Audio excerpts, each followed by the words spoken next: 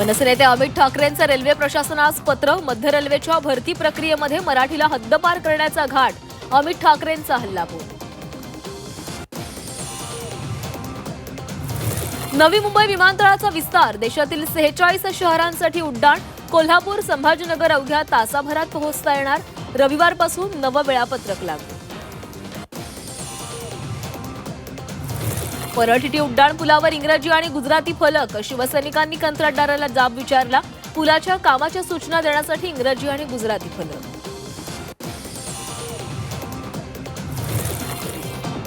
संभाजीनगरमध्ये गॅससाठी रिक्षाचालक आक्रमक.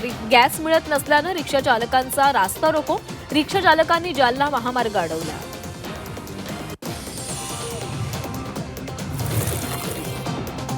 संभाजीनगरमध्ये पेट्रोल डिझेल तुटवड्याची अफवा. पेट्रोल पंपावर ग्राहकांची गर्दी. मध्यरात्रीपासून सकाळपर्यंत पेट्रोल पंपावर रांगा. कल्याण ग्रामीण भागात सिलेंडर तुटवड्याची अफवा. तुटवड्याच्या भीतीनं नागरिक एजन्सीच्या गोडाऊनमध्ये नागरिकांनी अफवांवर विश्वास न ठेवण्याचं आवाहन. पेट्रोल डिझेल टंचाईच्या अफवेमुळे पेट्रोल पंपावर नागरिकांची गर्दी कायम. खासगी पेट्रोल कंपन्यांनी पेट्रोलचे दर वाढवले. फडणवीसांचं हुडी घालून जात नाही तर नेतेही हुडी घालून येतात. झी 24 तासच्या महिला सन्मान पुरस्कार सोहळ्यातील मुलाखतीत अमृता फडणवीसांचं वक्तव्य. फडणवीसांना देवाभाऊ बोलण्याची वेळ आली आहे. झी 24 तासच्या महिला सन्मान पुरस्कार सोहळ्यातील मुलाखतीत अमृता फडणवीसांचं दिलखुलास उत्तर.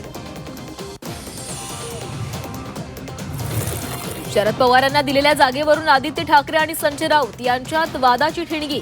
2028ला राऊत खासदार होणार नाहीत. खासदारांच्या बैठकीत आदित्य यांची भूमिका. सूत्रांची झी 24 तासला माहिती. शेतकऱ्यांसाठी बच्चू कडू पुन्हा आक्रमक. जय श्रीराम, कब मिलेगा हिंदू किसान को दाम अशी घोषणा देत आजपासून अमरावतीमध्ये एक दिवसीय लाक्षणिक उपोषण. खताच्या खपात 70% वाढ. खत तुटवड्याच्या अफवेमुळे खताच्या खपात वाढ. खताची कृत्रिम टंचाई निर्माण करणाऱ्यांवर कारवाई. मुख्यमंत्री फडणवीसांचा पुरवठादारांना इशारा.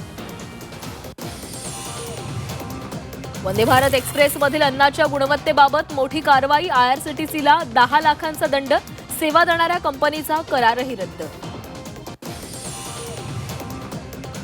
वीज कंपन्यांकडून ग्राहकांसाठी आनंदाची बातमी. कडक उन्हाळ्यात वीज दरात कपात. 7 ते 9% दर कपातीचा निर्णय. एप्रिलपासून नवे दर लागू. कोस्टल रोडवरचा मेलडी रोड तात्पुरता बंद. केवळ विकेंडला मार्ग खुला करण्याचा मनपाचा निर्णय. सतत वाजणाऱ्या गाण्यांमुळे त्रास होत असल्याची स्थानिकांची तक्रार. वसईमध्ये एका भोंदूबाबाचं संतापजनक कृत्य. महादेवाचा अवतार सांगून महिलेवर अत्याचार. भोंदूबाबा ऋषिकेश वैद्यवर गुन्हा दाखल.